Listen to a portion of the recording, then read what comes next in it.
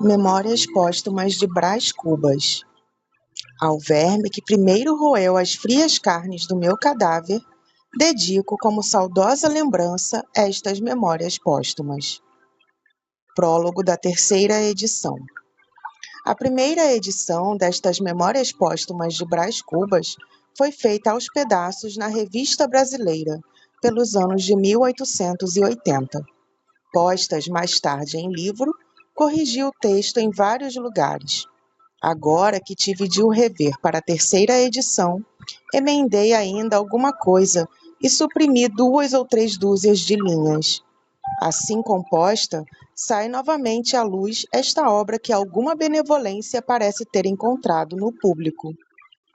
Capistrano de Abreu, noticiando a publicação do livro, contava: as Memórias Póstumas de Brás Cubas são um romance?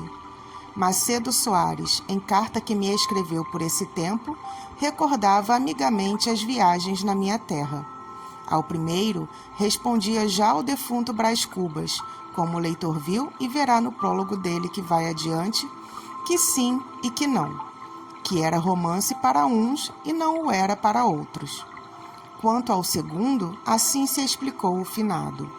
Trata-se de uma obra difusa, na qual eu, Brás Cubas, se adotei a forma livre de um Sterne ou de um Xavier de Mestre.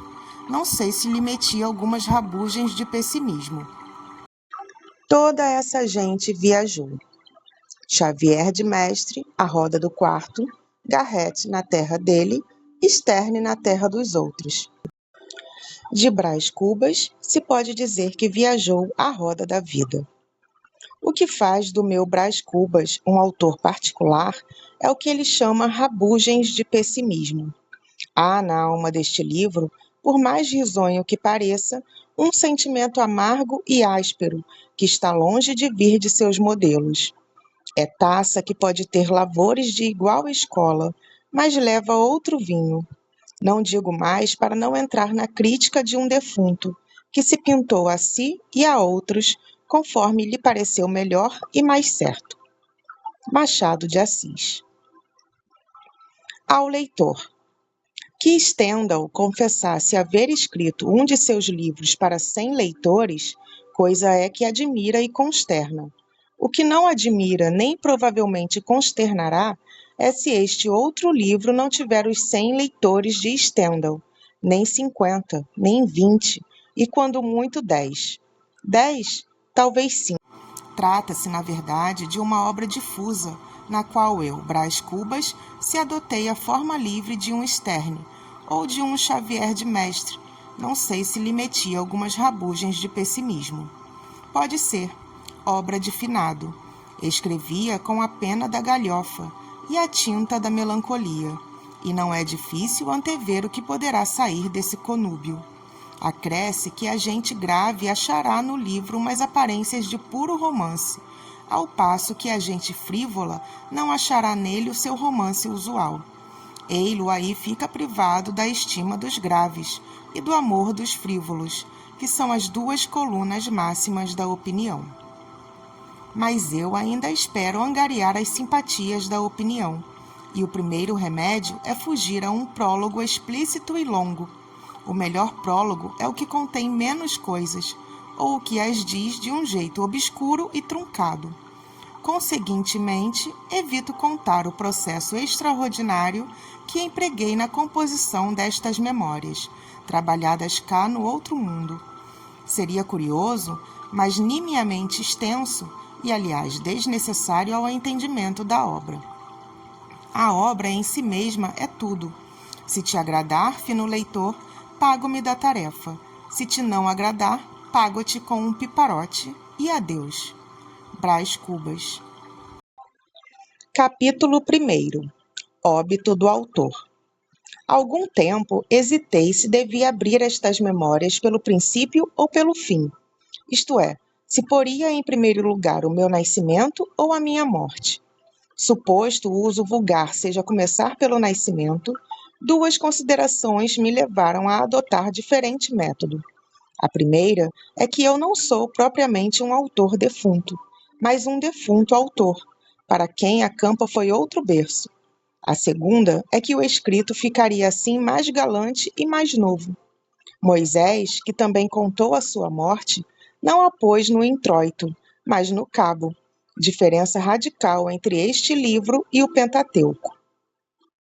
Dito isto, expirei às 2 horas da tarde de uma sexta-feira do mês de agosto de 1869, na minha bela chácara de Catumbi. Tinha uns 64 anos, rijos e prósperos, era solteiro, possuía cerca de 300 contos e fui acompanhado ao cemitério por 11 amigos. 11 amigos.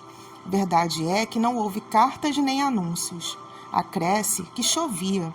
Peneirava uma chuvinha miúda, triste e constante e tão triste, que levou um daqueles fiéis da última hora a intercalar esta engenhosa ideia no discurso que proferiu à beira de minha cova. Vós que o conhecestes, meus senhores, vós podeis dizer comigo que a natureza parece estar chorando a perda irreparável de um dos mais belos caracteres que tem honrado a humanidade.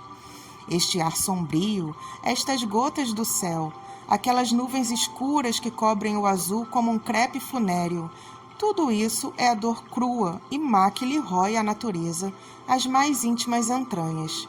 Tudo isso é um sublime louvor ao nosso ilustre finado. Bom e fiel amigo, não me arrependo das 20 apólices que lhe deixei. E foi assim que cheguei à cláusula dos meus dias. Foi assim que me encaminhei para o undiscovered country de Hamlet, sem as ânsias nem as dúvidas do moço príncipe, mas pausado e trôpego como quem se retira tarde do espetáculo. Tarde e aborrecido. Viram-me ir umas 9 ou 10 pessoas, entre elas 3 senhoras, minha irmã Sabina, casada com o Cotrim, a filha, um lírio do vale, e tenham paciência, daqui a pouco lhes direi quem era a terceira senhora. Contentem-se de saber que essa anônima, ainda que não parenta, padeceu mais do que as parentas. É verdade, padeceu mais. Não digo que se carpisse, não digo que se deixasse rolar pelo chão, convulsa. Nem o meu óbito era coisa altamente dramática. Um solteirão que expira aos 64 anos não parece que reúna em si todos os elementos de uma tragédia. E dado que sim, o que menos convinha a essa anônima era aparentá-lo. De pé, à cabeceira da cama, com os olhos estúpidos, a boca entreaberta, a triste senhora mal podia crer na minha extinção. Morto, morto, dizia consigo. E a imaginação dela, como as cegonhas que um ilustre viajante viu desferirem o voo desde o Ilício às ribas africanas, sem embargo das ruínas e dos tempos, a imaginação dessa senhora também voou por sobre os destroços presentes até as ribas de uma África juvenil. Deixá-la ir. Lá iremos mais tarde. Lá iremos quando eu me restituir aos primeiros anos. Agora quero morrer tranquilamente, metodicamente, ouvindo os soluços das damas, as falas baixas dos homens, a chuva que tamborila nas folhas de tinhorão da chácara e o som estrídulo de uma navalha que um amolador está afiando lá fora, à porta de um correeiro. Juro-lhes que essa orquestra da morte foi muito menos triste do que podia parecer. De certo ponto, em diante, chegou a ser deliciosa. A vida estrabuchava-me no peito, com uns ímpetos de vaga marinha. Esvaía-se-me a consciência. Eu descia a imobilidade física e moral. E o corpo fazia-se-me planta, e pedra, e lodo, e coisa nenhuma. Morri de uma pneumonia. Mas se lhe disser que foi menos a pneumonia do que uma ideia grandiosa e útil a causa da minha morte, é possível que o leitor não me creia, e todavia é verdade. Vou expor-lhe sumariamente o caso. Julgue-o por si mesmo. Capítulo 2. O emplasto. Com efeito, um dia de manhã, estando a passear na chácara, pendurou-se-me uma ideia no trapézio que eu tinha no cérebro. Uma vez pendurada, entrou a bracejar, a pernear, a fazer as mais arrojadas cabriolas de volatim, que é possível crer. Eu deixei-me estar a contemplá-la. Súbito, deu um grande salto. Estendeu os braços e as pernas até tomar a forma de um X. Decifra-me ou devoro-te. Essa ideia era nada menos que a invenção de um medicamento sublime, um emplastro anti-hipocondríaco, destinado a aliviar a nossa melancólica humanidade. Na petição de privilégio que então redigi, chamei a atenção do governo para esse resultado, verdadeiramente cristão. Todavia, não neguei aos amigos as vantagens pecuniárias que deviam resultar da distribuição de um produto de tamanhos e tão profundos efeitos. Agora, porém, que estou cá do outro lado da vida, posso confessar tudo. O que me influiu principalmente foi o gosto de ver impressas nos jornais, mostradores, folhetos, esquinas e, enfim, nas caixinhas do remédio, estas 3 palavras: Emplasto Brás Cubas. Para que negá-lo? Eu tinha a paixão do arruído, do cartaz, do foguete de lágrimas. Talvez os modestos me arguam esse defeito. Fio, porém, que esse talento me hão de reconhecer os hábeis. Assim, a minha ideia trazia 2 faces, como as medalhas, uma virada para o público, outra para mim. De um lado, filantropia e lucro, de outro lado, sede de nomeada. Digamos, amor da glória. Um tio meu, cônego de prebenda inteira, costumava dizer que o amor da glória temporal era a perdição das almas, que só devem cobiçar a glória eterna. Ao que retorquia outro tio, oficial de um dos antigos terços de infantaria, que o amor da glória era a coisa mais verdadeiramente humana que há no homem, e, conseguintemente, a sua mais genuína feição. Decida o leitor entre militar e o cônego. Eu volto ao emplasto. Capítulo 3. Genealogia. Mas, já que falei nos meus 2 tios, deixem-me fazer aqui um curto esboço genealógico. O fundador da minha família foi um certo Damião Cubas, que floresceu na primeira metade do século XVIII. Era tanoeiro de ofício, natural do Rio de Janeiro, onde teria morrido na penúria e na obscuridade, se somente exercesse a tanoaria. Mas não. Fez-se lavrador, plantou, colheu, permutou seu produto por boas e honradas patacas, até que morreu, deixando grosso cabedal a um filho, licenciado Luiz Cubas. Neste rapaz é que verdadeiramente começa a série de meus avós. Dos avós que a minha família sempre confessou, porque o Damião Cubas era, afinal de contas, um tanoeiro, e talvez mau tanoeiro, ao passo que o Luiz Cubas estudou em Coimbra, primou no estado e foi um dos amigos particulares do vice-rei Conde da Cunha. Como este apelido de Cubas lhe cheirasse excessivamente a tanoaria, alegava meu pai, bisneto de Damião, que o dito apelido fora dado a um cavaleiro, herói nas jornadas da África, em prêmio da façanha que praticou, arrebatando 300 cubas aos mouros. Meu pai era homem de imaginação. Escapou à tanoaria nas asas de um calembur. Era um bom caráter, meu pai, varão digno e leal como poucos. Tinha, é verdade, uns fumos de pacholice, mas quem não é um pouco pachola nesse mundo? Releva notar que ele não recorreu à inventiva senão depois de experimentar a falsificação. Primeiramente, entroncou-se na família daquele meu famoso homônimo, o capitão Mor Brás Cubas, que fundou a vila de São Vicente, onde morreu em 1592, e por esse motivo é que me deu o nome de Brás. Opôs-se-lhe, porém, a família do capitão Mor, e foi então que ele imaginou as 300 cubas mouriscas. Vivem ainda alguns membros de minha família. Minha sobrinha Venância, por exemplo, o lírio do vale, que é a flor das damas do seu tempo. Vive o pai, o Cotrim, um sujeito que... Mas não antecipemos os sucessos. Acabemos de uma vez com o Emplasto. Capítulo 4. A ideia fixa.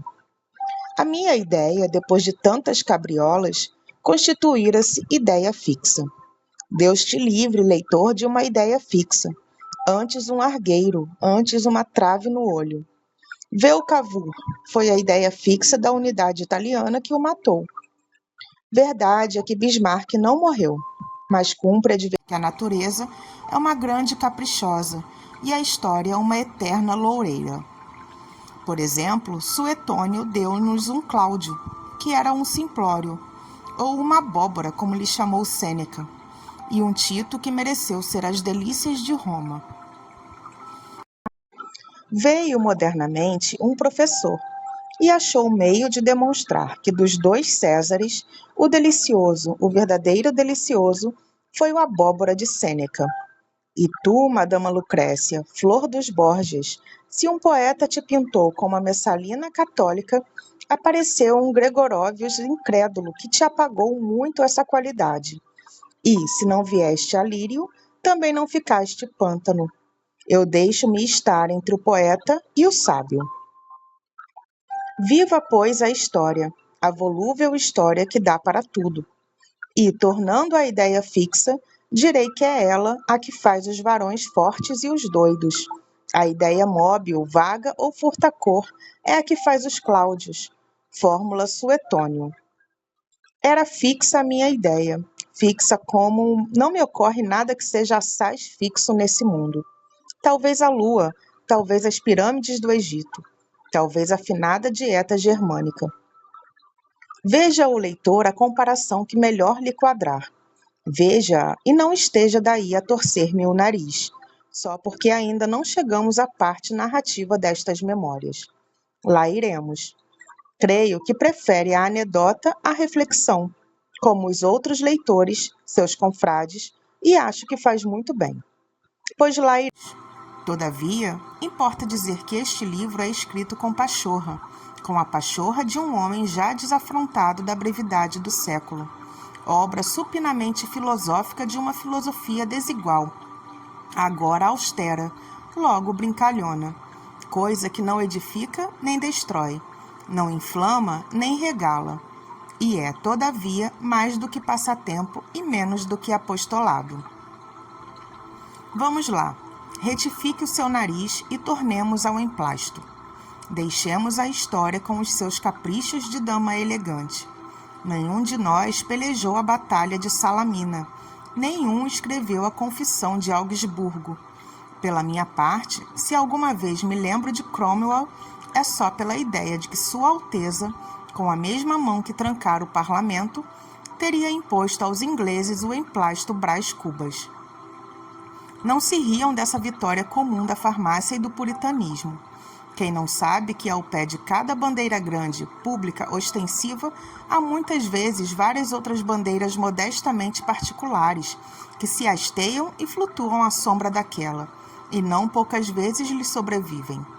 Mal comparando, é como a arraia miúda que se acolhia à sombra do castelo feudal. Caiu este e a arraia ficou. Verdade é que se fez graúda e castelã. Não, a comparação não presta. Capítulo 5, em que aparece a orelha de uma senhora. Se não quando, estando eu ocupado em preparar e apurar a minha invenção, recebi em cheio um golpe de ar. Adoeci logo e não me tratei. Tinha o emplasto no cérebro. Trazia comigo a ideia fixa dos doidos e dos fortes. Via-me ao longe ascender do chão das turbas e remontar ao céu, como uma águia imortal. E não é diante de tão excelso espetáculo que um homem pode sentir a dor que o punge. No outro dia estava pior. Tratei-me, enfim, mas incompletamente, sem método, nem cuidado, nem persistência. Tal foi a origem do mal que me trouxe à eternidade. Sabem já que morri numa sexta-feira, dia aziago, e creio haver provado que foi a minha invenção que me matou. Há demonstrações menos lúcidas e não menos triunfantes. Não era impossível, entretanto, que eu chegasse a galgar o cimo de um século e a figurar nas folhas públicas entre macróbios. Tinha saúde e robustez. Suponha-se que, em vez de estar lançando os alicerces de uma invenção farmacêutica, tratava de coligir os elementos de uma instituição política ou de uma reforma religiosa. Vinha a corrente de ar que vence em eficácia o cálculo humano, e lá se ia tudo. Assim corre a sorte dos homens. Com esta reflexão, me despedi eu da mulher, não direi mais discreta, mas com certeza mais formosa entre as contemporâneas suas, a anônima do primeiro capítulo, a tal cuja imaginação à semelhança das cegonhas do Ilício. Tinha então 54 anos, era uma ruína, uma imponente ruína. Imagine o leitor que nos amamos, ela e eu, muitos anos antes, e que um dia, já enfermo, vejo-a assomar à porta da alcova. Capítulo 6. Vejo-a assomar à porta da alcova, pálida, comovida, trajada de preto, e ali ficar durante 1 minuto, sem ânimo de entrar ou detida pela presença de um homem que estava comigo. Da cama onde jazia, contemplei-a durante esse tempo, esquecido de lhe dizer nada ou de fazer nenhum gesto. Havia já 2 anos que nos não víamos, e eu via agora não qual era, mas qual fora, quais fôramos ambos, porque um Ezequias misterioso fizera recuar o sol até os dias juvenis. Recuou o sol, sacudi todas as misérias, e este punhado de pó que a morte ia espalhar na eternidade do nada. Pôde mais do que o tempo, que é o ministro da morte. Nenhuma água de juventa igualaria ali a simples saudade. Creiam-me, o menos mal é recordar. Ninguém se fie da felicidade presente. Há nela uma gota da baba de Caim. Corrido o tempo e cessado o espasmo, então sim, então talvez se pode gozar deveras, porque entre uma e outra dessas 2 ilusões, melhor é a que se gosta sem doer. Não durou muito a evocação. A realidade dominou logo. O presente expeliu o passado. Talvez eu exponha ao leitor, em algum canto deste livro, a minha teoria das edições humanas. O que por agora importa saber é que Virgília, chamava-se Virgília, entrou na alcova, firme, com a gravidade que lhe davam as roupas e os anos, e veio até o meu leito. O estranho levantou-se e saiu. Era um sujeito que me visitava todos os dias para falar do câmbio, da colonização e da necessidade de desenvolver a aviação férrea. Nada mais interessante para um mundo. Saiu. Virgília deixou-se estar de pé. Durante algum tempo ficamos a olhar um para o outro, sem articular palavra. Quem diria? De 2 grandes namorados, de 2 paixões sem freio, nada mais havia ali, 20 anos depois. Havia apenas 2 corações murchos, devastados pela vida e saciados dela. Não sei se em igual dose, mas enfim saciados. Virgília tinha agora a beleza da velhice, um ar austero e maternal. Estava menos magra do que quando a vi pela última vez, numa festa de São João, na Tijuca. E porque era das que resistem muito, só agora começavam os cabelos escuros a intercalar-se com alguns fios de prata. «Anda visitando os defuntos?» disse-lhe eu. «Ora, defuntos», respondeu Virgília com um muxoxo. E depois de me apertar as mãos, ando a ver se ponho os vadios para a rua. Não tinha a carícia lacrimosa de outro tempo, mas a voz era amiga e doce. Sentou-se. Eu estava só, em casa, com um simples enfermeiro. Podíamos falar um ao outro sem perigo. Virgília deu-me longas notícias de fora, narrando-as com graça, com um certo travo de má língua, que era o sal da palestra. Eu, prestes a deixar o mundo, sentia um prazer satânico em mofar dele, em persuadir-me que não deixava nada. Que ideias essas? Interrompeu-me Virgília um tanto zangada. Olhe que não volto mais. Morrer, todos nós havemos de morrer, basta estarmos vivos. E vendo o relógio, Jesus, são 3 horas, vou-me embora. Já? Já, virei amanhã ou depois. Não sei se faz bem, retorqui. O doente é um solteirão e a casa não tem senhoras. Sua mana há de vir cá passar uns dias, mas não pode ser antes de sábado.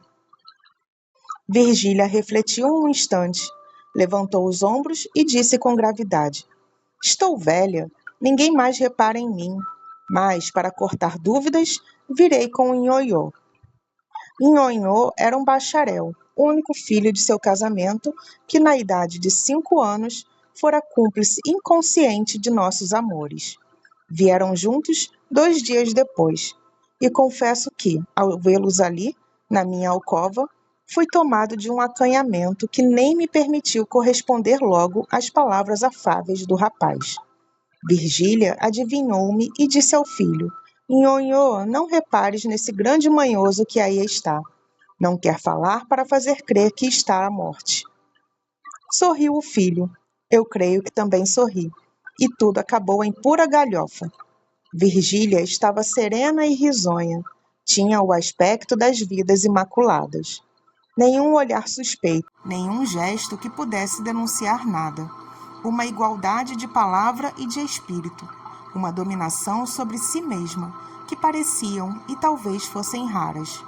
Como tocássemos casualmente nuns amores ilegítimos, meio secretos, meio divulgados, via falar com desdém e um pouco de indignação da mulher de que se tratava, aliás, sua amiga.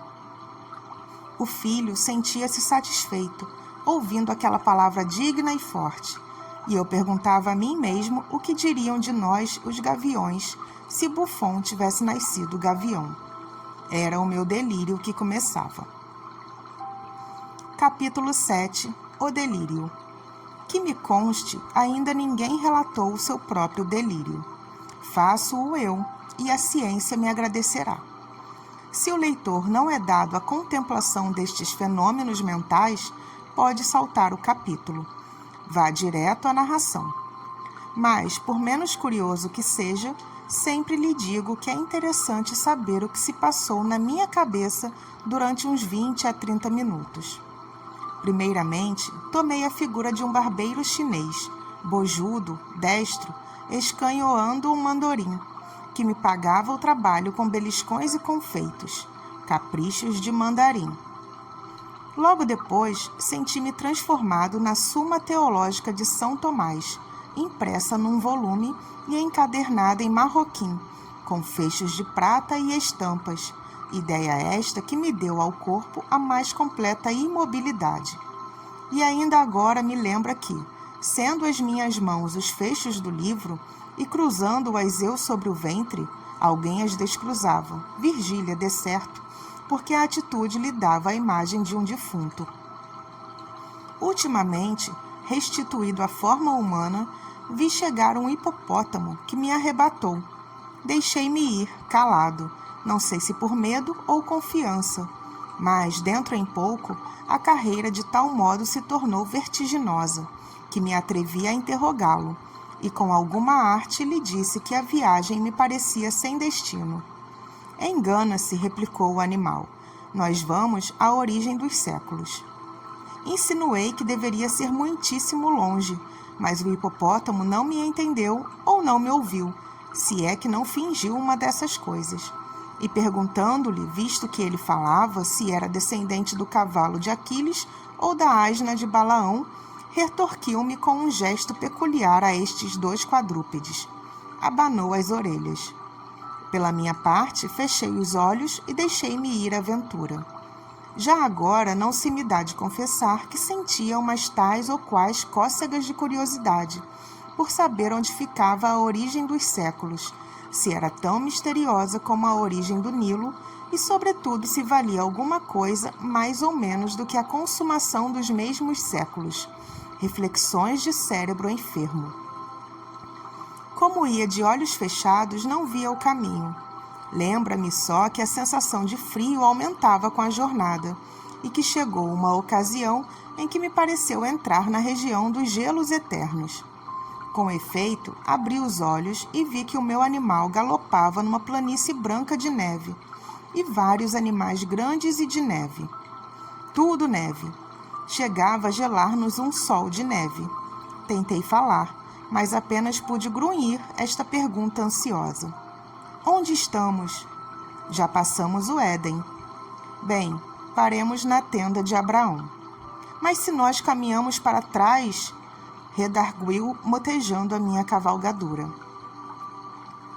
Fiquei vexado e aturdido. A jornada entrou a parecer-me enfadonha e extravagante. O frio incômodo, a condução violenta e o resultado impalpável.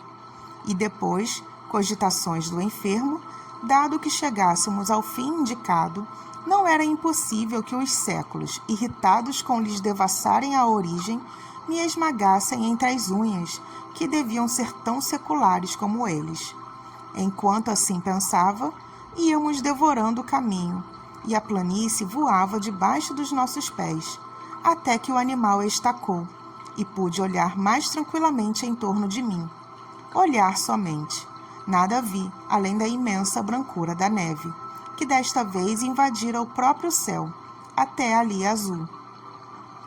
Talvez, a espaços, me parecia uma ou outra planta, enorme, brutesca, meneando ao vento as suas largas folhas. O silêncio daquela região era igual ao do sepulcro. Dissera-se que a vida das coisas ficara estúpida diante do homem. Caiu do ar? Destacou-se da terra? Não sei.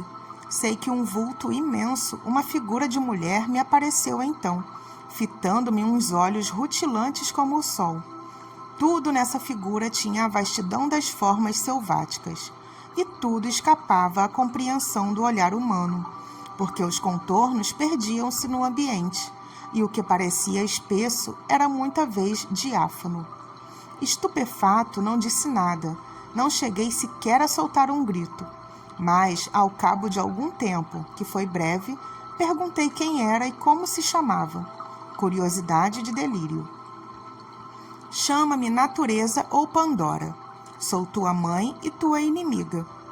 Ao ouvir esta última palavra, recuei um pouco, tomado de susto. A figura soltou uma gargalhada, que produziu em torno de nós o efeito de um tufão.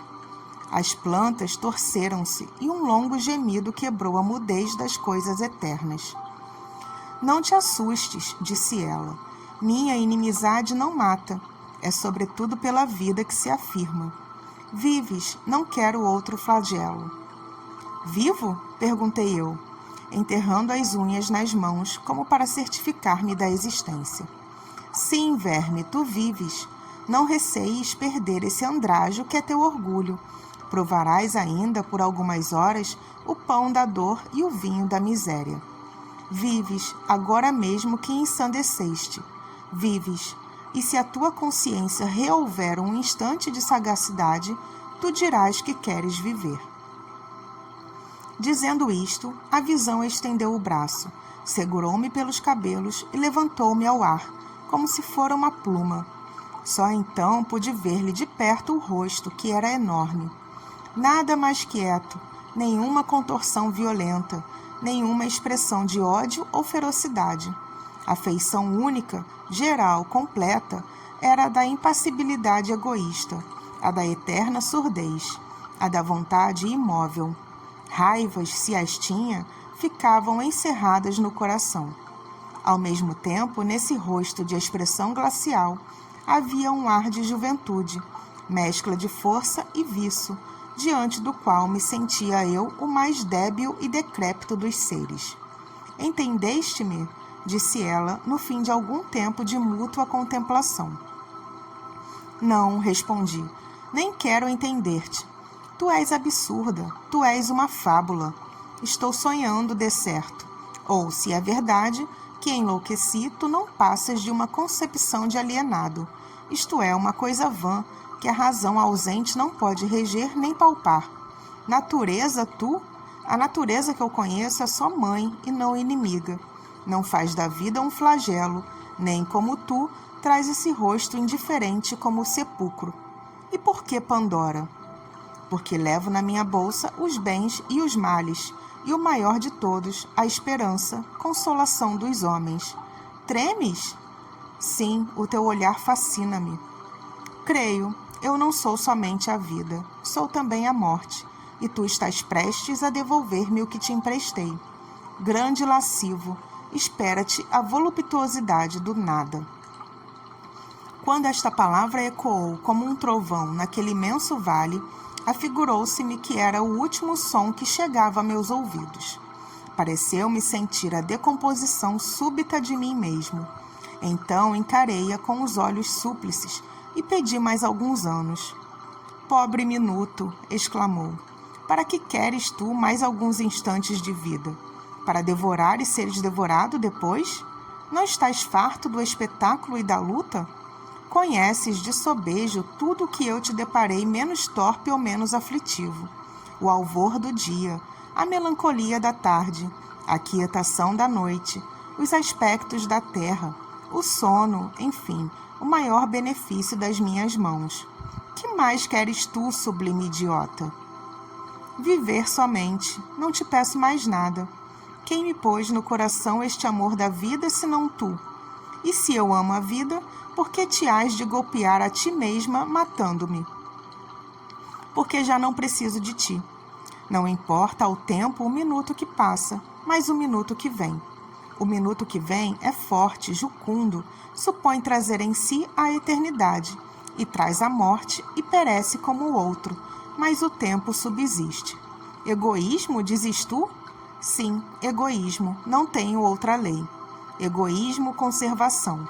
A onça mata o novilho, porque o raciocínio da onça é que ela deve viver. E se o novilho é tenro, tanto melhor. Eis o estatuto universal. Sobe e olha. Isto dizendo, arrebatou-me ao alto de uma montanha. Inclinei os olhos a uma das vertentes e contemplei, durante um tempo largo, ao longe, através de um nevoeiro, uma coisa única. Imagina tu, leitor, uma redução dos séculos e um desfilar de todos eles, as raças todas, todas as paixões, o tumulto dos impérios, a guerra dos apetites e dos ódios, a destruição recíproca dos seres e das coisas. Tal era o espetáculo, acerbo e curioso espetáculo. A história do homem e da terra tinha, assim, uma intensidade que lhe não podiam dar nem a imaginação nem a ciência, porque a ciência é mais lenta e a imaginação mais vaga, enquanto que o que eu ali via era a condensação viva de todos os tempos. Para descrevê-la, seria preciso fixar o relâmpago. Os séculos desfilavam num turbilhão, e não obstante, porque os olhos do delírio são outros, eu via tudo o que passava diante de mim, flagelos e delícias, desde essa coisa que se chama glória até essa outra que se chama miséria. E via o amor multiplicando a miséria, e via a miséria agravando a debilidade. Aí vinham a cobiça que devora, a cólera que inflama, a inveja que baba, e a enxada e a pena, úmidas de suor, e a ambição, a fome, a vaidade, a melancolia, a riqueza, o amor, e todos agitavam o homem como um chocalho até destruí-lo como um farrapo. Eram as formas várias de um mal, que ora mordia a víscera, ora mordia o pensamento, e passeava eternamente as suas vestes de arlequim, em derredor da espécie humana. A dor cedia alguma vez, mas cedia à indiferença, que era um sono sem sonhos, ou ao prazer, que era uma dor bastarda. Então o homem, flagelado e rebelde, corria diante da fatalidade das coisas, atrás de uma figura nebulosa e esquiva, feita de retalhos, um retalho de impalpável, outro de improvável, outro de invisível, cosidos todos a ponto precário, com a agulha da imaginação. E essa figura, nada menos que a quimera da felicidade, ou lhe fugia perpetuamente, ou deixava-se apanhar pela fralda, e o homem a cingia ao peito, e então ela ria, como um escárnio, e sumia-se como uma ilusão. Ao contemplar tanta calamidade, não pude reter um grito de angústia, que natureza ou Pandora escutou sem protestar nem rir. E não sei por que lei de transtorno cerebral fui eu que me pus a rir, de um riso descompassado e idiota. Tens razão, disse eu. A coisa é divertida e vale a pena. Talvez monótona, mas vale a pena. Quando Jó amaldiçoava o dia em que fora concebido, é porque lhe davam ganas de ver cá de cima o espetáculo. Vamos lá, Pandora, abre o ventre e digere-me. A coisa é divertida, mas digere-me. A resposta foi compelir-me fortemente a olhar para baixo e a ver os séculos que continuavam a passar, velozes e turbulentos, as gerações que superpunham as gerações, umas tristes como os hebreus do cativeiro, outras alegres como os devassos de Cômodo, e todas elas pontuais na sepultura. Quis fugir, mas uma força misteriosa me retinha aos pés. Então disse comigo: bem, os séculos vão passando, chegará o meu e passará também, até o último, que me dará a decifração da eternidade. E fixei os olhos e continuei a ver as idades, que vinham chegando e passando, já então tranquilo e resoluto, não sei até se alegre, talvez alegre. Cada século trazia a sua porção de sombra e de luz, de apatia e de combate, de verdade e de erro, e o seu cortejo de sistemas, de ideias novas, de novas ilusões. Cada um deles rebentavam as verduras de uma primavera e amareleciam depois, para remoçar mais tarde. Ao passo que a vida tinha, assim, uma regularidade de calendário, fazia-se a história e a civilização, e o homem, nu e desarmado, armava-se e vestia-se, construía o tugúrio e o palácio, a rude aldeia e Tebas de 100 portas, criava a ciência que perscruta e a arte que enleva. Fazia-se orador, mecânico, filósofo, corria a face do globo, descia ao ventre da terra, subia à esfera das nuvens, colaborando assim na obra misteriosa com que entretinha a necessidade da vida e a melancolia do desamparo. Meu olhar, enfarado e distraído, viu enfim chegar o século presente, e atrás deles os futuros. Aquele vinha ágil, destro, vibrante, cheio de si, um pouco difuso, audaz, sabedor, mas ao cabo tão miserável como os primeiros. E assim passou, e assim passaram os outros, com a mesma rapidez e igual monotonia.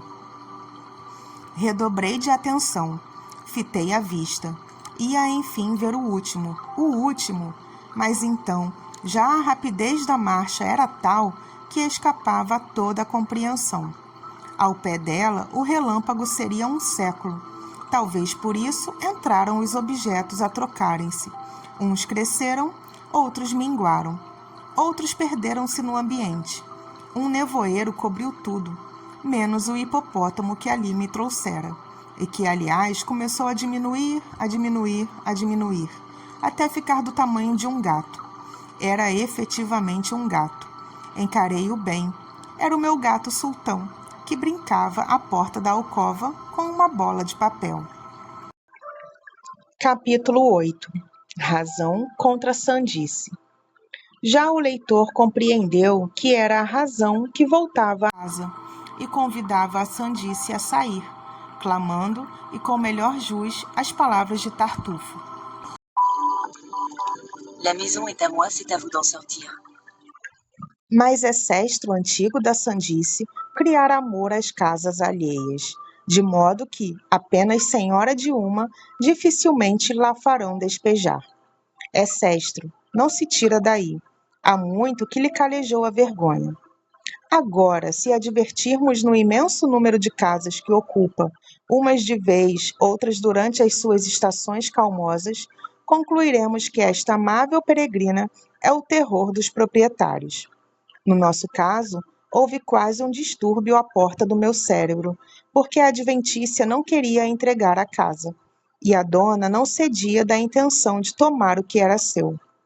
Afinal, já a sandice se contentava com um cantinho no sótão. Não, senhora, replicou a razão. Estou cansada de lhe ceder sótãos, cansada e experimentada. O que você quer é passar mansamente do sótão à sala de jantar. E a de visitas e ao resto. Está bem. Deixe-me ficar algum tempo mais. Estou na pista de um mistério. Que mistério? De 2, emendou a sandice. O da vida e o da morte. Peço-lhe só uns 10 minutos. A razão pôs-se a rir. Hás de ser sempre a mesma coisa. Sempre a mesma coisa, sempre a mesma coisa. E dizendo isto, travou-lhe dos pulsos e arrastou-a para fora. Depois entrou e fechou-se. A sandice ainda gemeu algumas súplicas, grunhiam algumas zangas, mas desenganou-se depressa. Deitou a língua de fora, em ar de surriada, e foi andando. Capítulo 9. Transição. E vejam agora com que destreza, com que arte faço eu a maior transição deste livro. Vejam, o meu delírio começou em presença de Virgília. Virgília foi o meu grão pecado da juventude. Não há juventude sem meninice. Meninice supõe nascimento. E eis aqui como chegamos nós, sem esforço, ao dia 20 de outubro de 1805, em que nasci. Viram? Nenhuma juntura aparente, nada que divirta a atenção pausada do leitor. Nada. De modo que o livro fica assim com todas as vantagens do método, sem a rigidez do método. Na verdade, era tempo, que isto de método sendo, como é, uma coisa indispensável, todavia é melhor tê-lo sem gravata nem suspensórios, mas um pouco à fresca e à solta, como quem não se lhe dá da vizinha fronteira, nem do inspetor de quarteirão.